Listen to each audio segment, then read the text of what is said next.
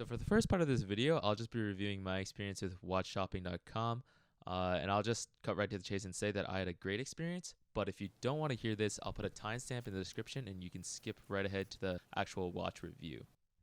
Now, I'm pretty new into watches. This is actually my first watch purchase, and I never realized just how many vendors there were online. There are so many websites out there selling very similar things, so I understand how overwhelming it is to buy a watch, especially if it's your first purchase.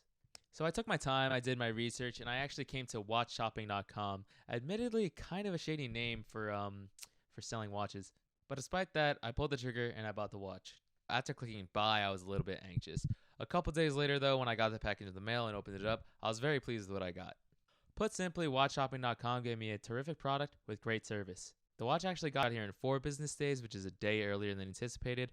The product was well packaged, it was in great condition. There was still plastic wrapping on the case, so it was definitely unworn. If anything, the strap was a little bit too new. It was a little bit rigid coming out of the box. So let's switch gears and start talking about the watch itself. This is the Hamilton Jazzmaster Open Heart with the gray dial and blue hands. The reference number is H32565521. The watch utilizes a movement that Hamilton calls the H10. Now this is, from what I understand, basically the same as the C07611, and that movement is a modified version of the ETA 2824. Now, if you're watching this, you probably already know, but this ETA movement is just about the most ubiquitous mechanical watch movement out there right now. And this watch runs on a modified version with a lower BPH that gives it 3 ticks per second instead of 4. And this leads to this watch having an enormous 80-hour power reserve. This is really good for me as someone who's pretty new into watches that doesn't necessarily wear a watch every day. Just having the ability to set it aside for a full 24, maybe even 48 hours and picking it up and having it still read the right time has been really helpful. Now the movement is pretty standard, about as good as what you're going to get for this price point, but I'm going to talk about the design a little bit because that is something that I also really enjoy about this watch.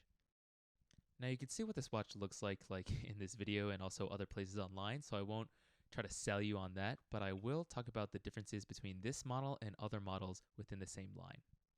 Now obviously there are going to be differences like the case material, the color of the hand, the color of the dial, whether you get your watch on a bracelet or a strap, but there are some finer details that you might not notice on a first glance. All the watches in this line actually have Hamilton printed right on the dial, on the left side on the 9 o'clock position, but there are 2 choices you could go with here. Right above where it says Hamilton on these watches, there will either be 2 stars that come together and kind of form an H, this is the Hamilton logo, or there'll just be nothing. There will be no extra frills added to the dial of this watch. And coupled with this difference in branding, you might have also noticed that the dial itself doesn't actually look exactly the same. The numbers on the dial, while both using Arabic numerals, actually have pretty different looking fonts. The numerals on my watch actually appear a bit thinner, while some of the other lines actually use a typeface that kind of appears to be a little bit more bold. You can see this difference in typeface quite clearly when you look at the 9 and the 6 on the dial. But another thing you should notice is that the open heart design, the skeletonization of the watch, is actually different across these lines as well. On my watch, the skeletonization kind of cuts a little bit closer to the edges. It even actually cuts the 12 numeral in half. In other models, you can see that skeletonization is further from the indices and also that all the numbers are intact. And the final little design difference will be on the crown. My watch has an H displayed on the crown, where other models will have the 2 stars that I mentioned earlier, the Hamilton logo, printed on the crown instead. As far as I know, all these design differences are kind of grouped together.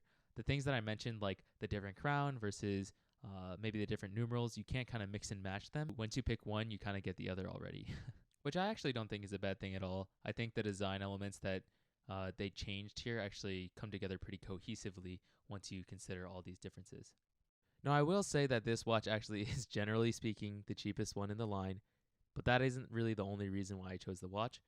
I do like the color scheme of this watch. It's not as shiny as the rose gold, and it's not quite as bold or flashy as like the blue or black dial, so it's not too in your face for work settings, and it's still pretty easy to dress down. The only criticism that I have of this watch is that the lugs are a little long. As someone with a 6.5-inch wrist, it's not great for me, but I think I can barely wear it and have it be like not terrible. I think it's decent value. $500, $600, you could probably get a lot of other things too, but it's been a couple months and I still really enjoy it. So yeah. Cheers to my first watch. Hopefully more to come. Thank you all for watching. Ooh.